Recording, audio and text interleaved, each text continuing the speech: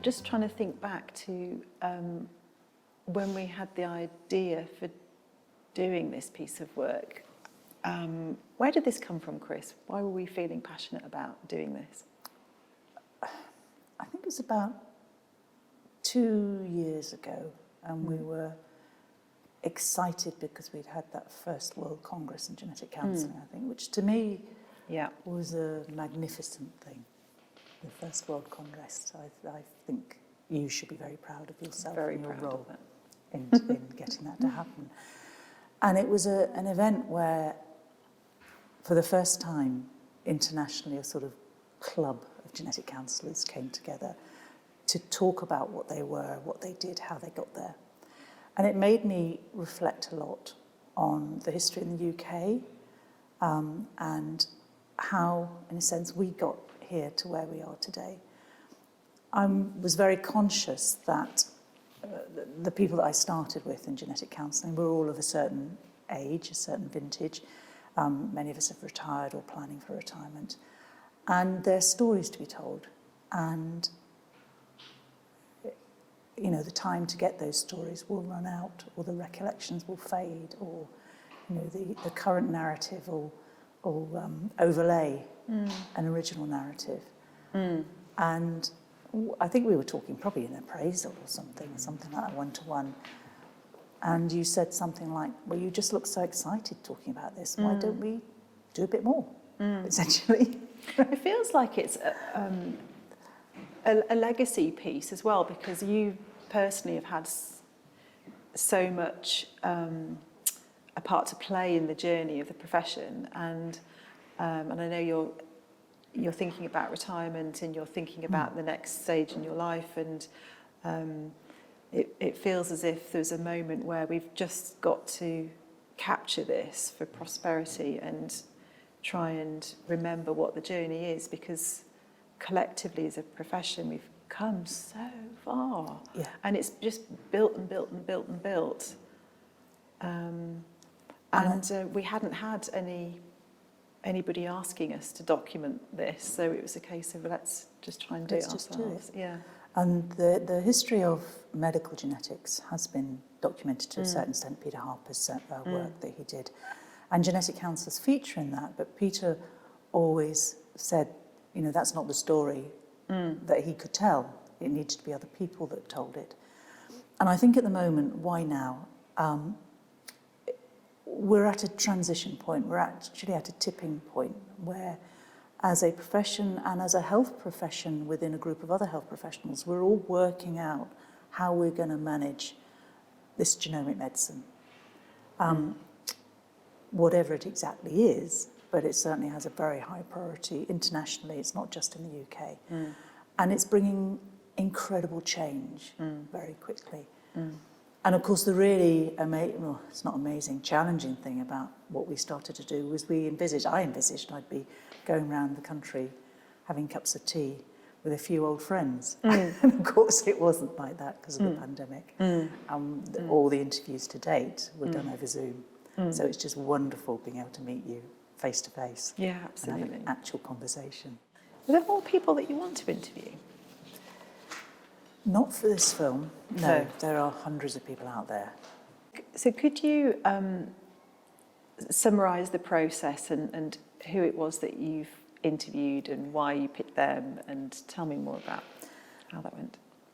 So there is an academic piece of work to be done, which hopefully is being done by a colleague, and that will involve many more interviews, many more document examination, all that kind of stuff.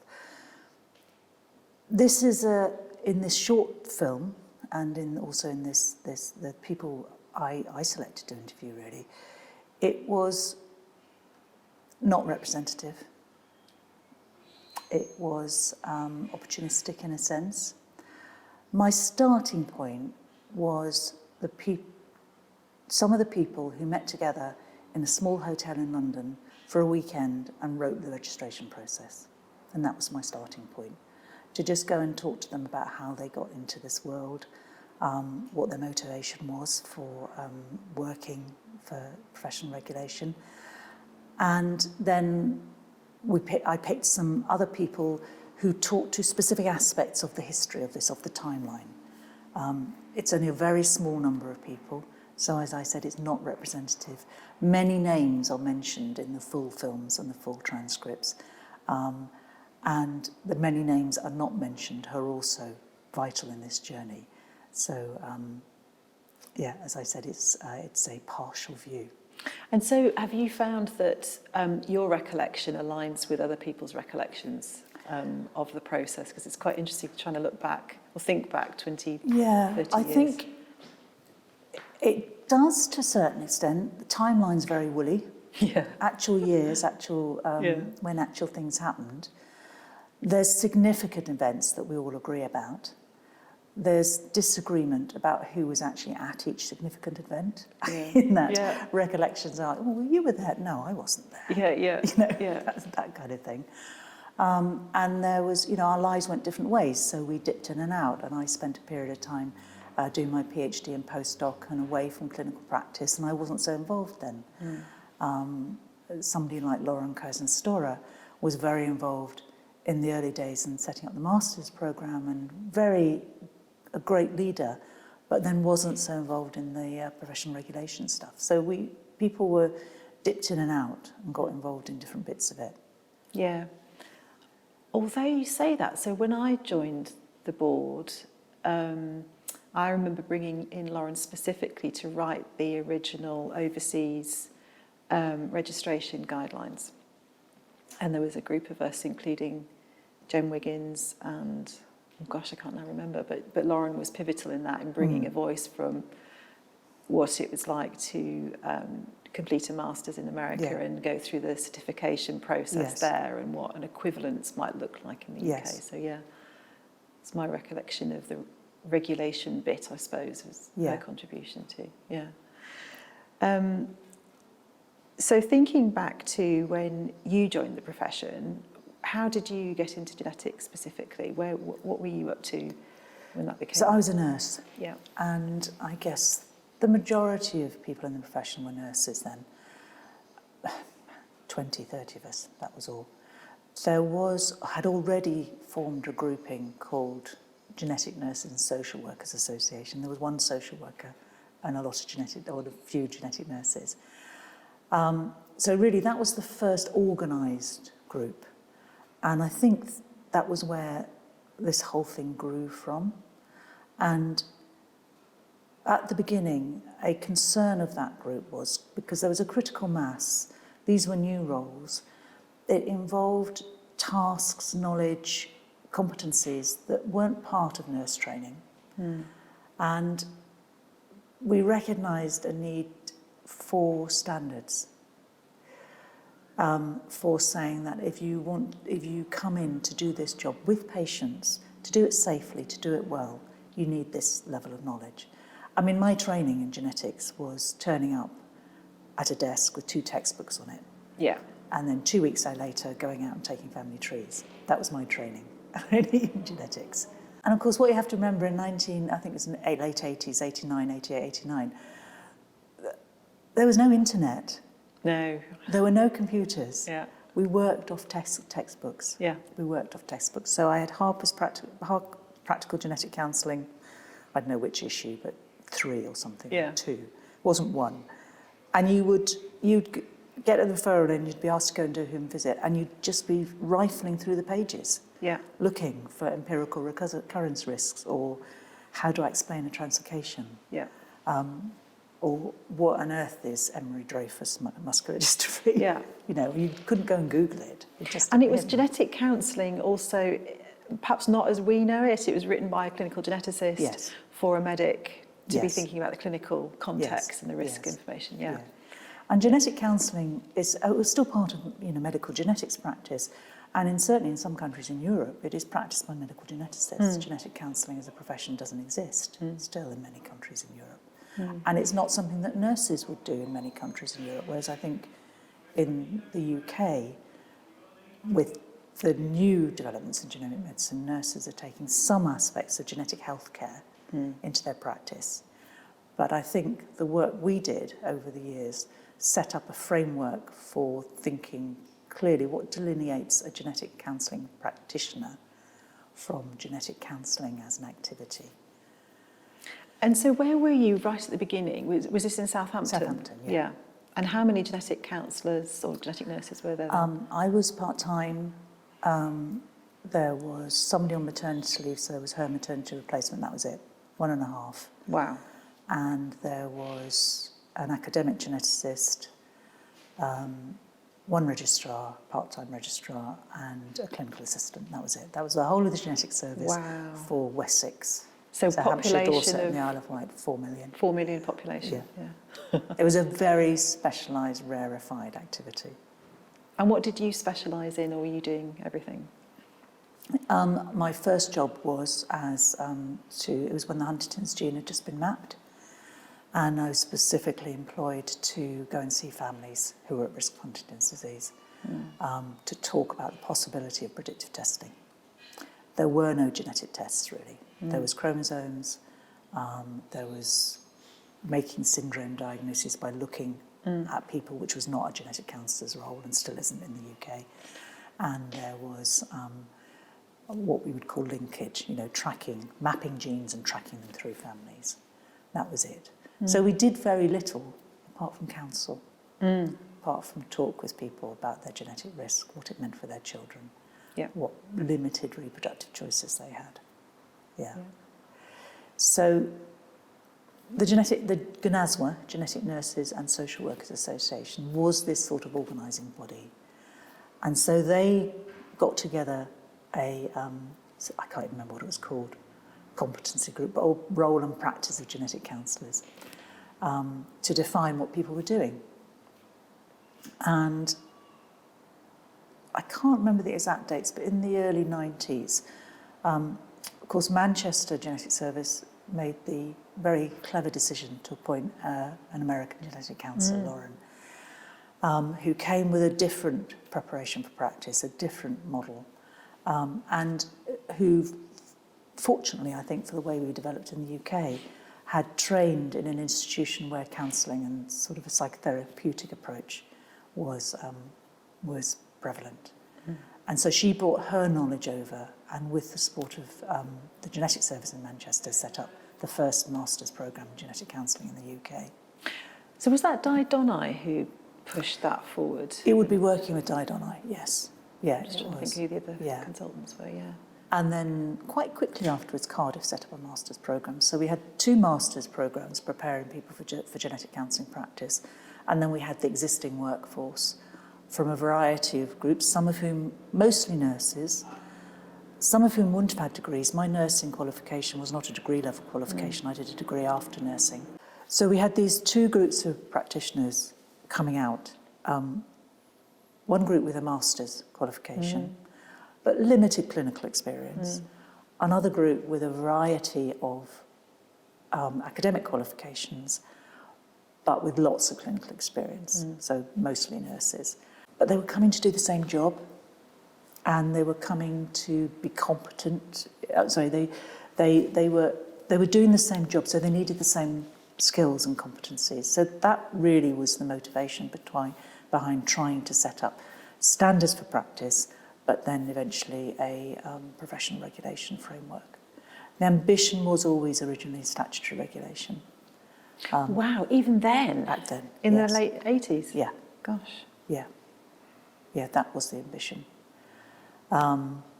We based so as I said, the original registration process was basically put together in this weekend with this group of people, and driven at that time through the Genetic Nurses and Social Workers Association and the Education and Training Working Group. Yeah. When did it turn into the AGNC then? When did GNASWA? I can't remember.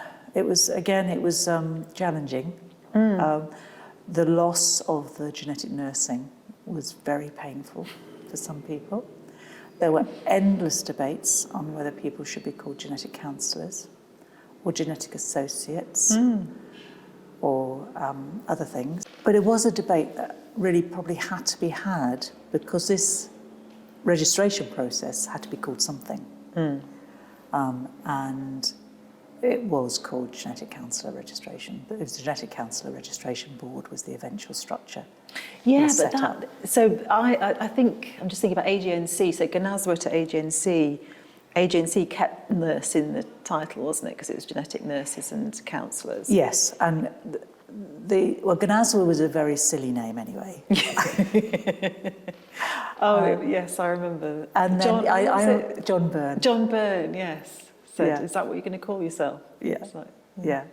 But actually, thinking back on it, you've reminded me that the motivation to move from Gnaswa to AGNC was when the British Society of Human Genetics was formed. Oh, yes. Because, you had the Association of Clinical Cytogeneticists, the Association of Clinical Molecular Genetics, the Association of Clinical Geneticists, and that was a big incentive to say, well, this, we're becoming part of this bigger body. Yeah. Let's just be the Association of Genetic Counsellors and Nurses. Yeah. That's right, yes. So the debate about losing the nurse on the board name was really contentious. Yeah. But yet there were still very senior nurses sitting on the board and feeling that they represented, historically this enormously important profession in the evolution of genetic counselling, and they were very keen to keep the nursing profile in the registration documentation. Yes, yeah, and I think I personally think it was absolutely right to maintain the two routes of entry. Which we still have today. Which we still have today. I think the profession has been strengthened by that, really strengthened by that. It did set up I suppose, if I'm thinking so the registration system was two-part. So there's your basic qualification level, and then followed by 2 years of supervised practice, essentially, with a portfolio preparation. That was based to a certain extent, actually, on the medical model of specialist training. Oh, yeah. That was really what it was based on. And I think it was right that there needed to be that period of professional practice to consolidate people's previous experience. There was discussion, debate about, on both routes in, I think, which is still a bit unresolved today. Recognising that nurses had very relevant healthcare experience, basic practical competencies, acknowledging that, but they needed more academic preparation and more in-depth counselling experience, but also recognising that the master's prepared students, they'd done their master's degree, they'd been assessed at a master's level, but what they needed to do was consolidate their clinical experience. So it was bringing those different bits of people's working life together. The training scheme, another thing that really supported that registration process, was the Department of Health training scheme. So the genetics white paper, I think, came out in that year 2000. Oh yeah, Our Inheritance, Our Future. That's right. And on the back of that, you couldn't do it these days. Well, maybe you could. But essentially, we just, after one conversation, got given some money to put into the healthcare service to fund training posts. Amazing, 50 training posts across the country. So that people coming out the master's courses could consolidate their clinical experience, and people coming out of nursing could get their access to their educational experience. So that Department of Health training scheme was, I think, a big factor in embedding the registration process into the clinical services, actually. I remember when the different regional services were applying to be training centres, and that brought up a big discussion about counselling supervision, because the board required, as part of your training and your registration process and post-registration, to have mandatory counselling supervision. And of course, if you're going to be a training centre, you need to be funding that and offering it. And there was, at that point, a big sort of scrutiny in terms of what's the profession doing? Because when you start exploring what counselling supervision is and why it's necessary, then it really highlights the intricacies of what the work is. And so when you have a clinical service that hasn't perhaps really looked in depth at the skills and competencies to practice, you know, to then look at the framework around that was quite interesting. So I just have personal recollection of some training centres being turned down because they didn't offer counselling supervision, and that really pushed them to then get that in place. Yeah, because they wanted these. Well, there's a status issue there. You're not a training centre, but you're at a very eminent teaching hospital. Where are you? But also, you know, these were funded posts. They came with salaries. So they were. It was an amazing opportunity. It was an amazing opportunity. And when you've got an external body like the AGNC saying, and the GCRB saying, this is what we require of you, it sort of elevated the professional body and the status of the profession, didn't it? Yeah. Yes, it did. As opposed to training centre knows best. Yes. But when I look back, the amazing thing to me is that, you know, for people starting today, all these processes exist, and it's, you know, there's sort of authority in them. Yeah.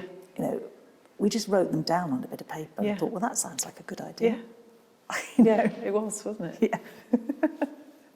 And maybe that's how all health professional registration and all these processes start, I don't know. But there's something very pioneering in that, though, because you need to be confident enough in yourself to be able to stand out and stand up and insist. Yes. And we were really well supported by our medical colleagues, or most of the medical colleagues in the beginning. We still are as a profession generally, but you know, it was the first steps away to working as autonomous practitioners. Again, that's still playing out today, but you know, where you're not working to help a doctor run their service. You're working as an autonomous practitioner.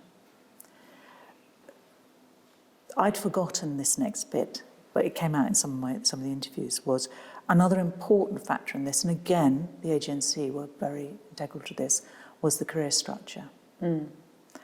Because that actually defined, it came to a time when health professions were being restructured anyway.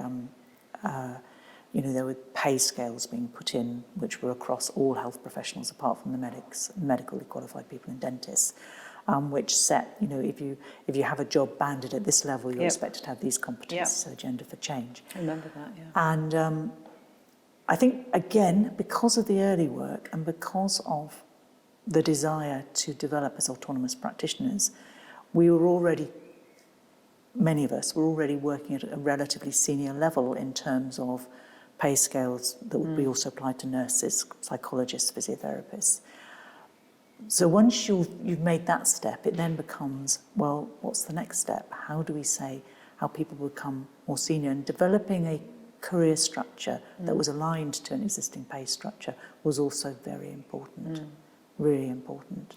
I remember that the Agenda for Change process, because we were all being mapped, weren't we, against cleaners and occupational therapists and radiographers, gardeners, catering staff. It was a very bizarre experience, wasn't it?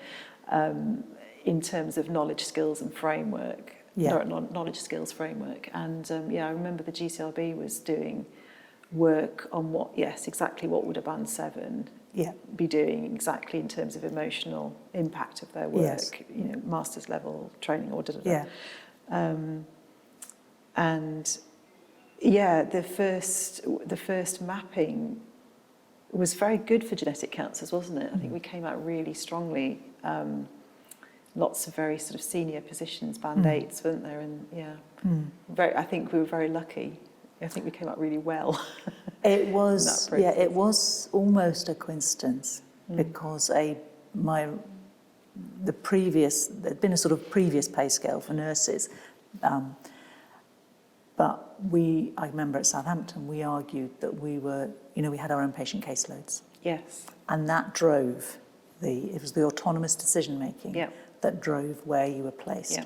So I think I started off on a pay scale of a junior ward sister. Yeah. And then I did get quite a large jump in my pay scale as a result of the first banding exercise. Yeah. And then that mapped across to Gender for Change. Yes. But then having, in a way, not been lucky because the work had been done. Yeah, so I'm just trying to think of timelines. So by the next big event was 2009, where we'd got together an application to go to the Healthcare Professions Council for registration, statutory regulation, as a new health profession. So we developed the registration process, the educational opportunities were there, the masters had been developed, we'd had the training structure recognised through the Department of Health funding. There was a career structure, there was attached to a pay scale. We'd gone through the pain of calling ourselves genetic counsellors and not genetic nurses and counsellors. That had been achieved, as I said, with a painful process.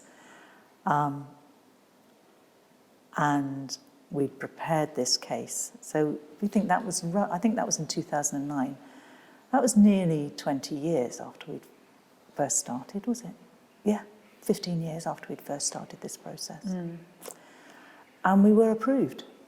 And the next thing that might have happened is that the Secretary of State of Health would have signed us off as a new health professional under Healthcare Professions Council. And there was a change of government, change of view, really, on professional regulation. And we had to start again. Essentially. Yeah. It was from elation to despair, really. In a very short space of time. Of course, it didn't change the fact that there were people doing jobs, there were people working effectively, there were 2 successful master's programmes running in England and Wales. There was the ability to recognise master's programmes, new ones coming along, and set standards for those. So there were some universities that thought it would be a great idea to set up a master's in genetic counselling, but had no links to clinical practice. Yeah. And so we had a way of saying, well, yeah, that's okay, but to be eligible for registration with this voluntary board, you need links to practice. We'd got broad acceptance in the clinical departments. There weren't many mavericks, there weren't many departments that were saying, well, that's fine, I've got a very nice, somebody once did say to me, I won't mention who it was, I've got a really nice secretary, and I'm not, secretaries have amazing skills, and good secretaries should be much better remunerated. She's really good at talking to my patients. I think I should employ her as a genetic counsellor. What do you think, Christine? Well, I think she needs to do some training first. It may be absolutely the right job for her, but you can't employ her as a genetic counsellor, as she is. That's like saying, oh yeah, I've had an X-ray before. It doesn't look too difficult. Yeah. I could become a radiographer. Yeah. Gosh. Yeah. And of course, there have been courses that have tried to establish themselves that weren't run by genetic counsellors, and I remember the board then stipulated the course directors have to include a senior genetic counsellor, which of course is then taking ownership of the leadership, isn't it, in terms of the courses. And then, the Glasgow course has emerged, hasn't it? And it's very successful as well. And so it's growing all the time. But I think both the agency and the board have always had an idea in terms of a sense of wanting to keep track and keep pace, and not control as much, but oversight. Yes, and one of the challenges is, well, my reflections on the challenges are, when you're going through this process, at the beginning, we were pushing the boundaries of our professional roles, of our jobs. And then you introduce systems, and they close that down a bit. And the real challenge is to not close it down so much that it becomes stuck. Yeah. And that is a challenge. That is a challenge. And it's a challenge when you have times of great change, which is what we're in at the moment. Because in a way, we need to open up a bit. We need to go back to pushing the boundaries and adapt. We have to adapt to survive. Yeah. Is there anything we've not covered from the very early days that you would be interested in? Well, the GC perspective of that always makes me smile, because the nursing profession was nursing genetic counselling profession was very cohesive and tight. And I guess collectively we had Lauren as the GC lead, but who she was nurturing through the genetic counselling course, we were all very young and naive and very junior. So we didn't yet have our genetic counsellor masters trained leaders, when we emerged into the profession. So my recollection of that transition for me personally was that it was very tricky. It was really hard. And I do remember various Gnaswa conferences where, there was maybe only 3 or 4 masters trained genetic counsellors there, sort of being like the new girls and deemed to not be qualified, that kind of sense of, well, you've only done a master's in genetic counselling, you don't have 20 years of nursing experience, so therefore you can't be thought to be equivalent. So there was a lot of imposter syndrome, I think, in those early days. And I do certainly remember having conversations with people about the skills mix, and people saying, well, you don't know anything about prescribing or the medicines that patients would be on, so therefore you can't be a good genetic counsellor because you don't have that clinical nursing experience. And I remember being quite thrown by that, because we were taught on the masters something very structured, but yet in the real world of genetic counselling it wasn't fully integrated yet. And that was what was particularly hard about being, in the second cohort of the masters training programme. Yeah. So you're trying to find your place in an established profession that's also trying to find its identity. Yes, and recognising, for some of us, recognising that being, I suppose, coming from a nursing background was neither necessary nor sufficient. It was relevant, and it needed to be acknowledged, and it was a relevant preparation for practice as a genetic counsellor. But it was, But, I remember when I started, most people came from a health visiting background, and I was told that I couldn't do home visits because I wasn't a health visitor. So I think it's because I hadn't had that proper training. So, Isn't it funny? So it's almost like we've all had the same experiences, but from slightly different perspectives. So you in health visiting, us in nursing, and it just takes a while to find your feet and your identity, doesn't it? To sort of connect and see where the synergies are. What do we need to wrap this sort of up neatly? What came up in some of the other interviews was the establishing a knowledge base for genetic counselling. That was an important piece for the registration process, of developing the registration process back in the 90s, was carving out what was different and making the argument to the Healthcare Professions Council that this was different. Interestingly, at that time, they did suggest we join the clinical scientists, and we came to a mutual decision between us and the clinical scientists that we were different, which is very interesting because now, of course, the former statutory regulation that is available today is actually through a clinical scientist training programme, which is very interesting.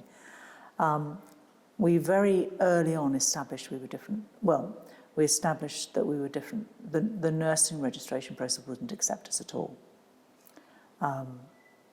It's well established, and there still is no way of having specific specialist nurse disciplines. And in order to you'd be a genetic nurse, and you'd have to be a nurse first, and then add the genetics onto it. So it's establishing that body of knowledge. And the importance of early leaders and innovators who went down an academic route. So, somebody like Heather, somebody like yourself, who really driven that academic expertise.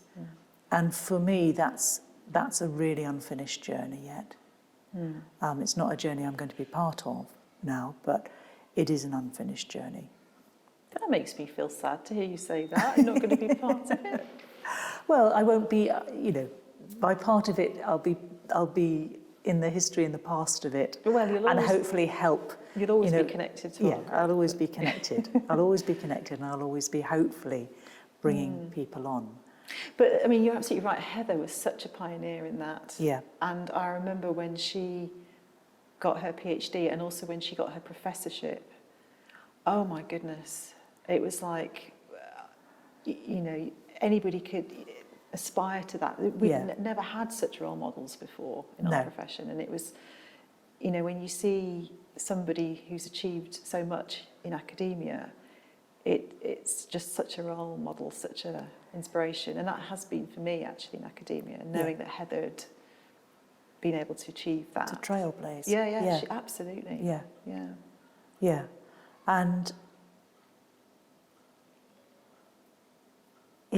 I think what also came out in some of the previous interviews was, again, it's this fellowship. It's going somewhere and thinking, this is my club.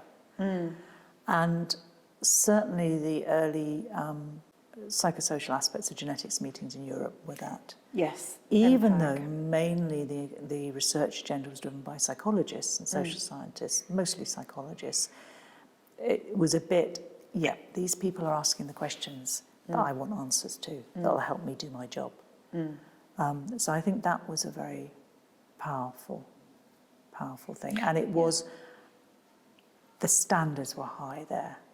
They were academically credible.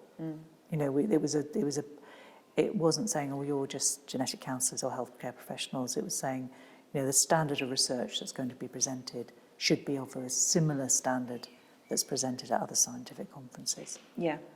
And that was very important, I think. Absolutely, and it was all about, okay, we set the standards, but what's the evidence base behind the standards, and how do we measure whether we've met those standards, and what does success look like? And I think, Marion McAllister's work has been pivotal in that, hasn't it? In genetic counselling outcome measures and scales. Yes. Yeah. I mean, as you say, it's got a long way to go. It's still very embryonic, isn't it, really? Yeah. There's so few research genetic counsellors doing this work, and it needs that infrastructural support around it to allow, like for the medics, they have pathways that support an academic career as a clinician, and we need the same genetic counsellors, don't we? Yes. And the funding that supports that, because a lot of the research, you either have to jump ship and go and do that separately, or you do it in your own time while you're a clinician. Yeah. So we got, in terms of the story, we got to Healthcare Professions Council. Then we regroup. It wasn't the same people, but it was a core group of the same core group, really. I think with new people coming along, like Georgie. It still was being driven. Well, Georgie was driving it. Heather wasn't so involved by then, actually. No. To tell you the truth, it was Georgie, me, Chris Barnes, other people driving this forward. And there was a new body set up, which was about voluntary registration. And I think the interesting thing in dealing with them, so that was called, it's now called the Professional Standards Authority, isn't it? It was called something different in the past. Was that they quite liked the GCRB process. It was a sort of trailblazer for them, because they were very keen on having alternative routes to professional regulation. But again, it was another whole application process, big files of material, slightly different to the HCPC. But we did get the Genetic Counselling Registration Board quality assured by them. So it was a quality assured voluntary register, which gave it more credibility. We had long discussions with them on whether we should go in with counsellors. They still haven't quite sorted out psychotherapeutic counsellors, Oh, yes. professional registration, but Yes, there was discussion about whether we Yeah. go. A really interesting group of professionals were nutritional counsellors who wanted to come in with genetic counsellors, Oh, yes. which was an interesting Yes. discussion. Yeah. You know, we were challenged about these, you know, we're not counsellors, and we said, yes, no, we're not counsellors, but we're genetic counsellors, and it has a meaning, and it has a role that has a history, and, you know, why change? If it ain't broke, don't fix it type thing. So that was great. And then we had this sort of second government focus on genomics and the 100,000 Genomes Project and all the initiatives that partnered that, part of which was money again for training. But it was offered as part of modernising of the clinical scientist training programme. And again, I think the group of people that were involved in that had the vision to compromise. Because we could have just said, no, that's fine. We've got the Genetic Counsellor Registration Board. We know what we're doing. We'll still carry on fighting through statutory regulation for that. This is clinical scientists. We were asked to change the name to, well, we kept counsellors, but we had to change it to genomic. And we had to work with the agenda of the people leading that very high-level strategic development of genomic medicine. But I think we made the right decisions, and we chose which battles to fight, and we worked very, very, very hard to make it work. Again, against resistance. I'd be interested in your summary, because you're at the cusp of this history and then taking it on for the future. Oh, God. Pressure. No pressure then. Well, more sort of rather than looking past, more future. I mean, it really feels as if the current status quo, the current infrastructure around the profession is really standing on the shoulders of giants who really pushed and formulated and connected it. And I do get a sense that new people joining the profession have got no idea about, you know, the grappling and the power dynamics and the difficult conversations and the personal journeys and the pioneering and, you know, that whole journey that had to happen in quite a difficult NHS setting where people are working full time, and yet knowing that pulling everything together with a formal structure was important and did that against the odds. I think it's really lovely for new people joining the profession to know that that was a very long, arduous but robust process that's now delivered something really exciting and thorough. You know, it's really solid, and I think we've got a lot of people to thank for that, including you. Thank you. Yeah. My aim of telling some stories about it was not to minimise what we did, but to encourage people and say, if you think this is important enough and you organise well enough, you can do it too.